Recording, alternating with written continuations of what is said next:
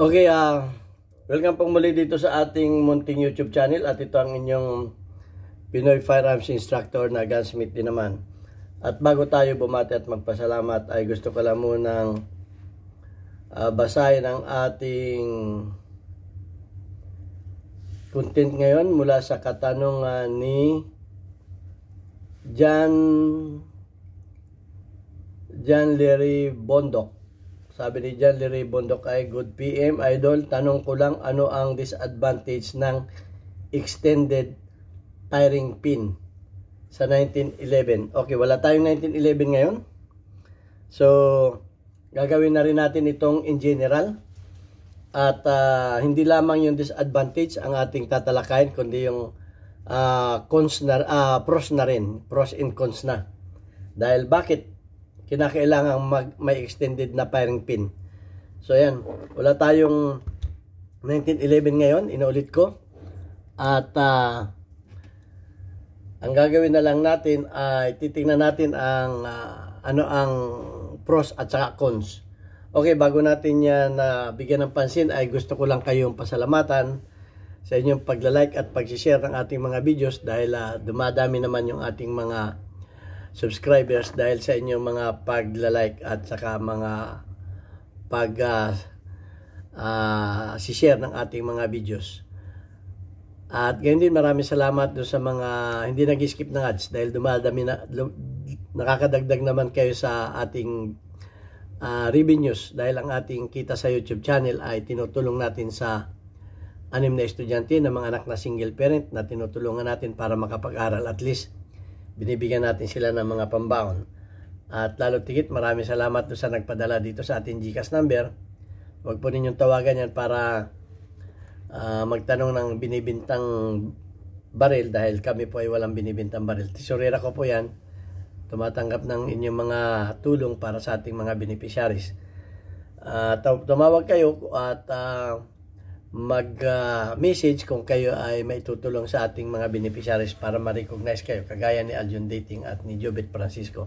At maraming salamat din kay Sir Noli Peace America sa pagpapadala naman sa ating premier videos. Malaking tulong, sir, ang inyong bibigay sa ating mga beneficiaries. Okay, punta na tayo sa ating topic ngayon. Ano ang disadvantage ng extended firing pin? Okay, bakit ba, ang tanong muna, bakit kinakailangan pang mag-extended firing pin? Okay, so tingnan muna natin ang pros. Kasi kaya yung mga 1911 kaya naglalagay ng extended firing pin kasi ang ginagawa nila ay yung mainspring, okay, yung mainspring ay pinapalambot nila ng hanggang 13 pounds o 18 pounds, samantalang ang standard niyan ay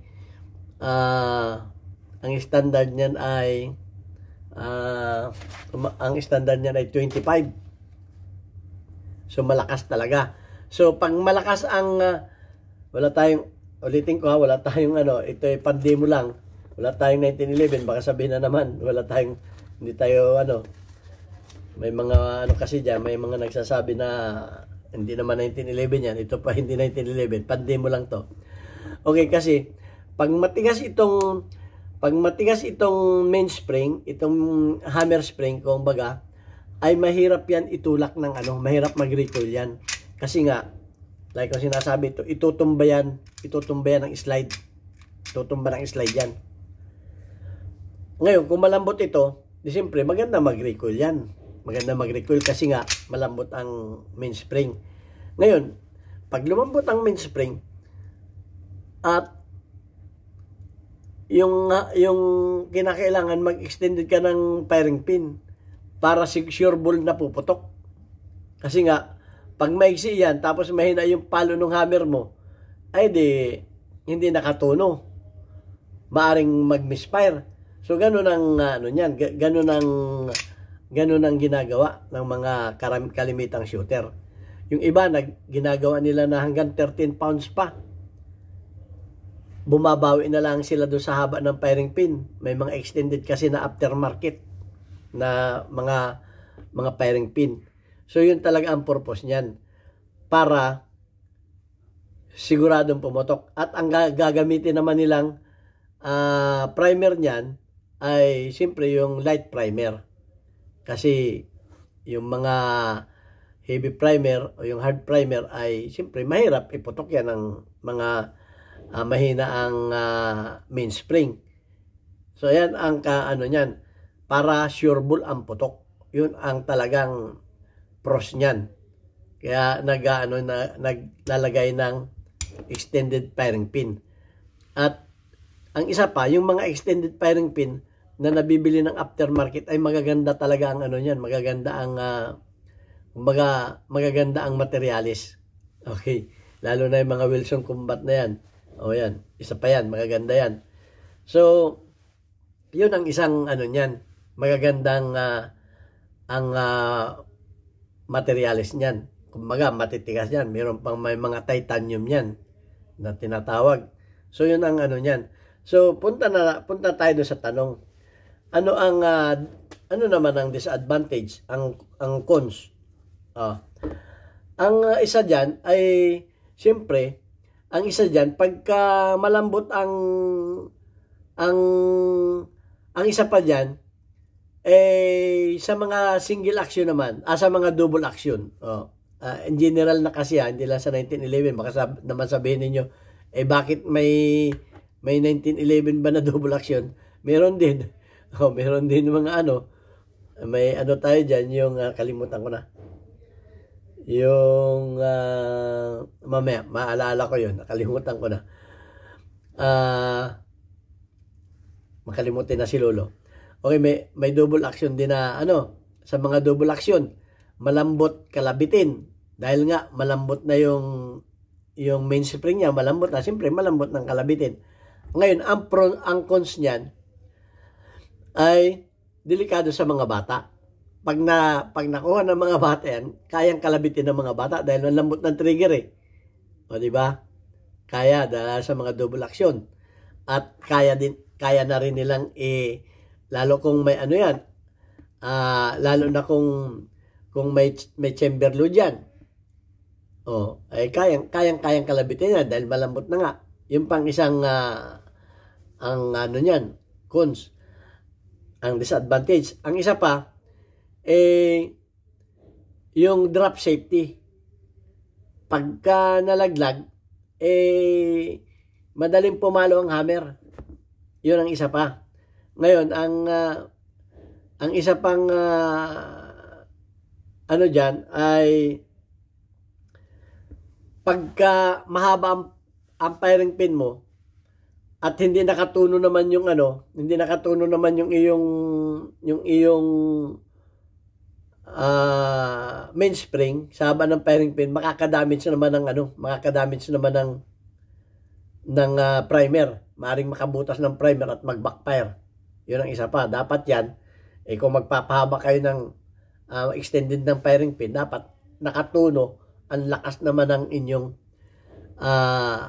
mainspring. Kasi pag malakas ang mainspring ninyo, mabang firing pin ninyo, makakabutas yan ng primer, maring mag-backfire, baka makabulag pa, makadisgrasya. Yun ang isa pa. Makaka-damage. At ang isa pa dyan, ay pag sa dry fire. Kasi nakaputrod yung ano niyan, nakaputrod masyado yung inyong yung inyong firing pin dito. Pag tinamaan ng firing pin yan, malakas ang ano niyan. Kaya ang dapat diyan, wag kayong ang advice ko sa mga ganyan, maglagay kayo dito ng o-ring, rubber, o di kaya kahit tissue, o di kaya yung upos ng sigarilyo, cigarette buds, para pag kinalabit ninyong ganyan, hindi na tatamaan o hindi nabubugbog yung inyong firing pin. Yun naman ang mga advice ko dyan. Dapat alam ninyo yung mga ganun. O maglagay kayo niya ng rubber, o-ring, dito sa tapat ng firing pin na to, para hindi na tinatamaan ng hammer yung firing pin. O kung tamaan man, dapat may malambot na tatamaan dyan, na rubber. May kalang dyan kung kayo ay magdadry fire. So yun ang mga ano nyan, kumbaga yun ang mga remedy dyan. sa mga disadvantage na ganyan. At ang isa pa dyan, yung mga may mga firing pin safety block. Pag mahaba ang firing pin pag mahabang firing pin niyo, siyempre malakas ang ano niyan, malakas ang malakas. Kumbaga yung firing pin niyo ay malakas ang buwelo. So yung inyong firing pin safety block, ang isa pang nadadamage diyan sa pag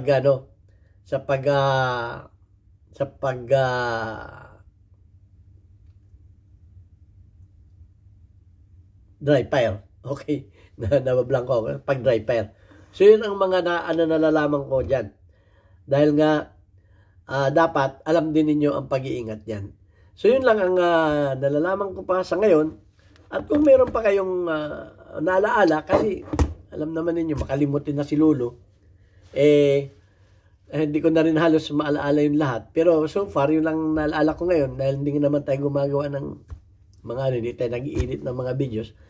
So far, yun ang tinanong sa atin yung mga disadvantage. Yun ang nalalaman ko na disadvantage. At hindi ko na ulitin dahil sabi naman nila, paulit-ulit tayo. So, ayan. At sana may natutunan din kayo sa ating maiksing video. At babanggitin ko na lamang yung ating community spotlight. Okay? Ang ating community spotlight ngayon ay shout out kay Angel OP. Meron kang 51 engagement. Shout out kay Nueva Prepare. Meron kang 29 engagement.